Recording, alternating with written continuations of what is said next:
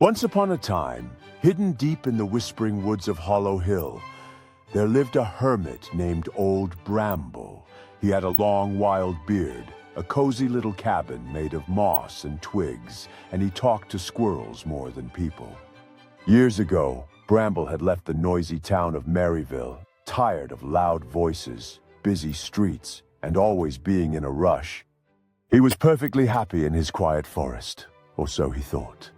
One spring morning, a terrible storm rolled through the woods. Trees cracked, rivers swelled, and the wind howled like a pack of wolves.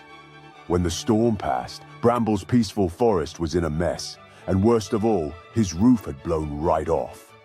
He tried fixing it himself, but he had run out of tools and nails. "I'll just go to town quickly, get what I need, and be back by sunset," he muttered. But Bramble hadn't been to Maryville in 20 years.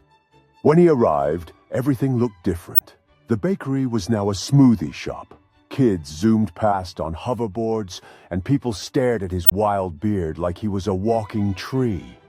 At first, Bramble grumbled and grunted, but then something unexpected happened. A little girl named Penny tugged on his cloak. "Are you a wizard?" she asked with wide eyes. Bramble chuckled. "No, just an old man who likes squirrels." Penny laughed. She introduced him to her friends, who showed Bramble around the town. The mayor even gave him free supplies when he heard how Bramble had helped save baby deer during the storm. Bit by bit, Bramble began to enjoy the company of others again.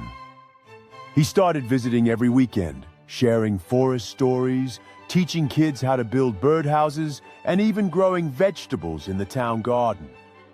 Though he still lived in his forest, Bramble was no longer a hermit.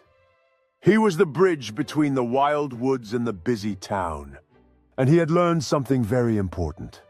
Sometimes, even the quietest hearts need a little laughter and love from others. And so, in his enchanted woods and lively town, Old Bramble found happiness and friendship that filled his heart with warmth. From that day on, Bramble knew that the joy of friends could turn even the quietest life into a beautiful adventure. Every weekend became a big celebration where stories and laughter filled the air, uniting both friends from the forest and the town. And as Bramble looked around at all the happy faces, he realized that his heart had grown much larger, filled with love and joy from everyone around him. In his little cabin, Bramble now kept memories of his adventures with friends, both furry and human, close to his heart.